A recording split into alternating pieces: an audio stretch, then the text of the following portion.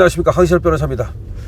자, 지금 현대차가 도요타보다도 더 많은 관세를 내게 생겼다.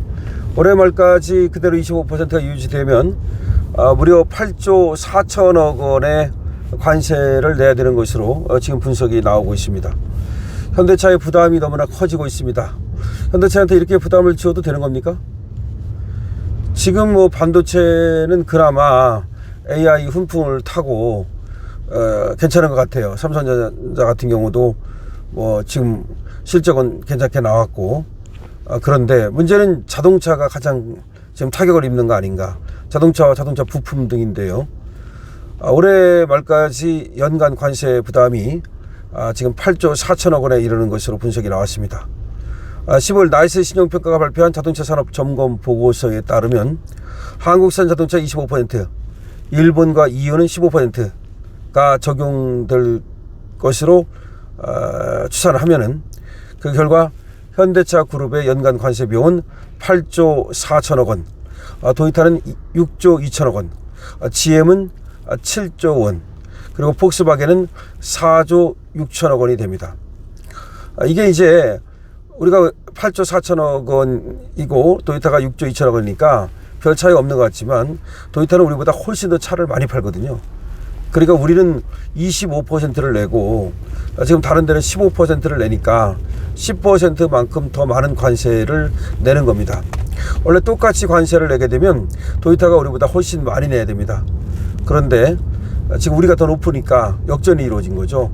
자동차 판매 대수에 비해서 역전이 이루어지고 있는 겁니다. 이호근 대덕대학교 자동차공학과 교수는 현지 생산 확대에 따른 인건비 상승과 일부 부품 단가 인상까지 반영을 하게 되면 현대차 그룹이 부담해야 할 비용은 최대 10조 원 되는 것으로 봐야 된다. 왜 그러냐면 여기서 만들어 가지고 파는 것이 어려워지다 보니까 자꾸 이제 현지 생산을 늘리는데, 이제 현지 생산을 늘리면 문제가 또 있긴 있어요. 뭐냐면 인건비가 우리보다 훨씬 비쌉니다.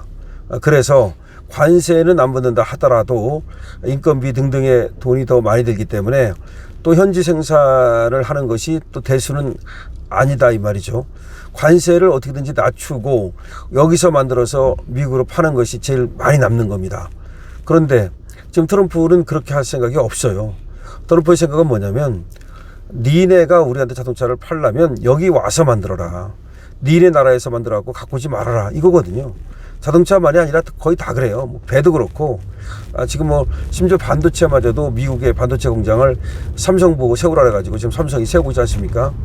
자, 그래서 지금 자동차 같은 경우 여기서 만들어서 결국 미국으로 파는 거는 이제 호랑이 담배 피우던 시절 얘기가 되는 게 아니냐라는 얘기가 나오고 있고, 지금 이제 8조 4천억 이렇게 1년에 부담을 할 수는 없으니까 이 25%를 낮추든지 아니면 못 낮추면 현대자동차가 그래도 인건비는 더 든다 하더라도 미국으로 가든지 둘 중에 하나밖에 없는데, 지금 관세 협상이 잘 될 가능성이 지금 뭐 거의 전무하지 않습니까? 구윤철이하고 김정관하고 다시 또 미국을 간다고 그래요. 근데 몇 번씩이나 갔다 왔어도 사실은 특사로 가가지고 트럼프를 만난 것도 아니고 어떤 접점을 찾지를 못하고 있어요. 지금 나온 얘기가 뭐냐면 3,500억 달러를 지금 현금으로 주는 대신 다른 방안을 좀 찾아보고 있다, 뭐 이런 얘기가 나옵니다. 그러니까 3,500억 달러 중에서 일부를 또 현금으로 주고 일부는 또 다른 방법, 또 뭐 통화 사업을 일부 해주는 방법, 뭐 이런 얘기가 나오는데 다 녹록치가 않습니다. 지금 트럼프가 아르헨티나에 통화 사업을 해줬는데 조건이 있어요. 이것도 조건을 달았습니다. 무슨 조건이냐면 우파 정부가 들어서는 것이 조건이야. 그러니까 우파 정부가 들어서야지 통화 사업을 해주는 거지, 좌파 정부가 들어서면 통화 사업 아웃이라는 거야. 그러니까 조건부예요, 통화 사업도. 그런데 보세요, 통화 사업의 조건을 우파 정부로 내걸고 있는 트럼프가 과연 이 좌파 정부 이재명한테 통화 사업을 해줄 가능성이 높은지 아니면 별로 없는지, 이건 답이 벌써 나오는 거거든요. 해줄 가능성이 높지 않고, 해준다 하더라도 그 규모가 작을 수밖에 없어요. 근데 그 규모가 작으면 아무 의미가 없어요. 그 뭐 누구 코에 갖다 붙입니까? 그래서 지금 관세 협상은 잘 될 가능성이 많지 않고, 그러면 25% 관세가 상당 부분 유지될 수밖에 없을 건데, 현대차 그룹의 지금 영업이익률은 만약 관세가 그대로 25%가 붙게 되면 6.3%로 지금보다 3.4%가 떨어집니다. 이건 어마어마한 거예요. 지금은 영업이익률이 그래도 9.7% 정도 돼요. 9.7%.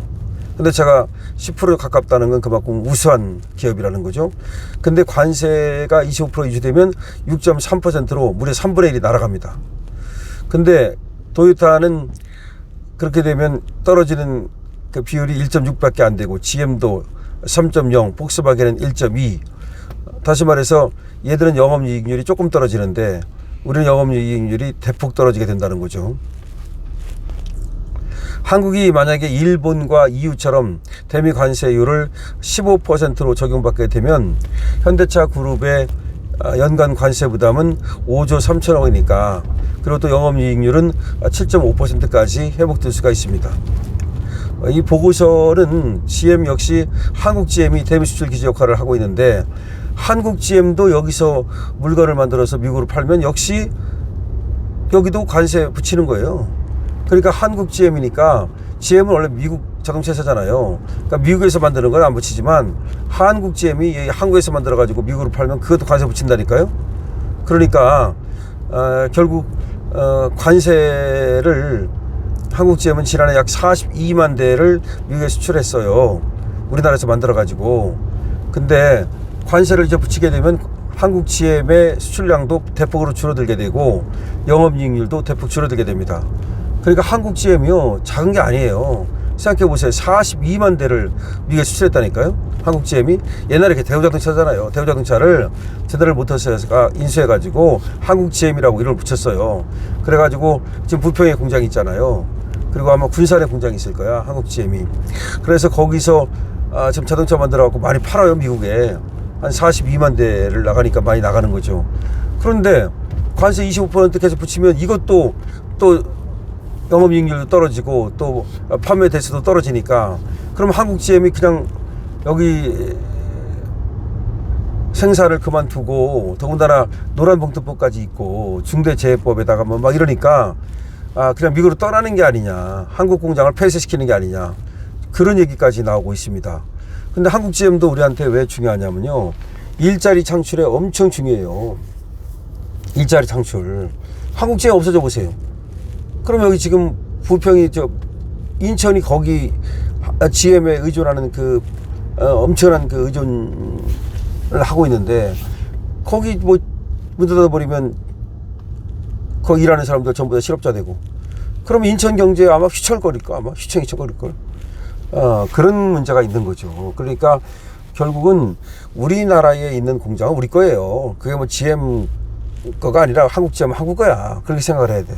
반대로 우리 회사가 미국으로 가면요, 솔직히 얘기해서 미국에다가 삼성 반도체 공장 세우면 그건 미국 거지, 우리 게 아니야, 엄밀히 말하면.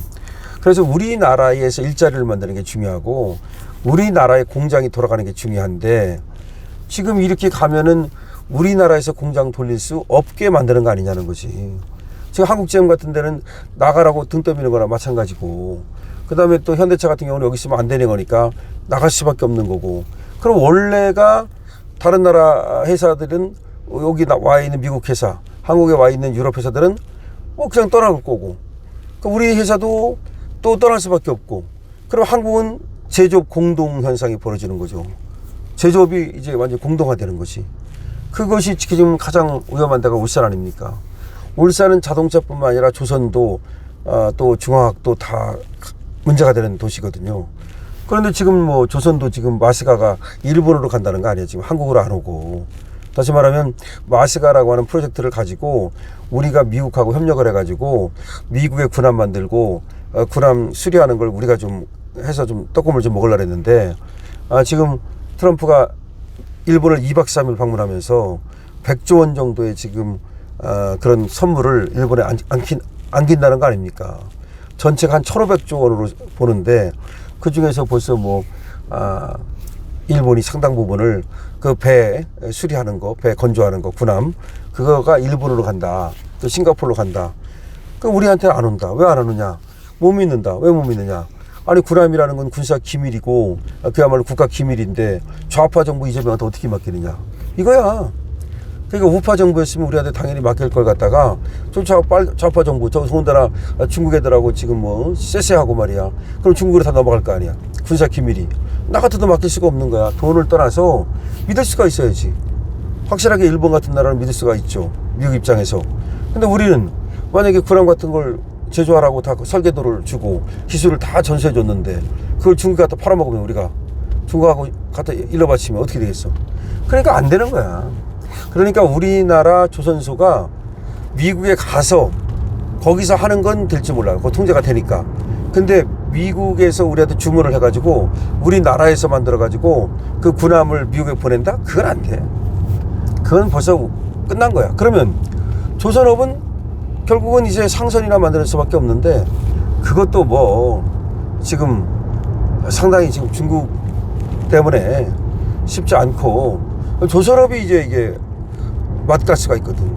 그럼 자동차도 떠나 조선업도 맛가.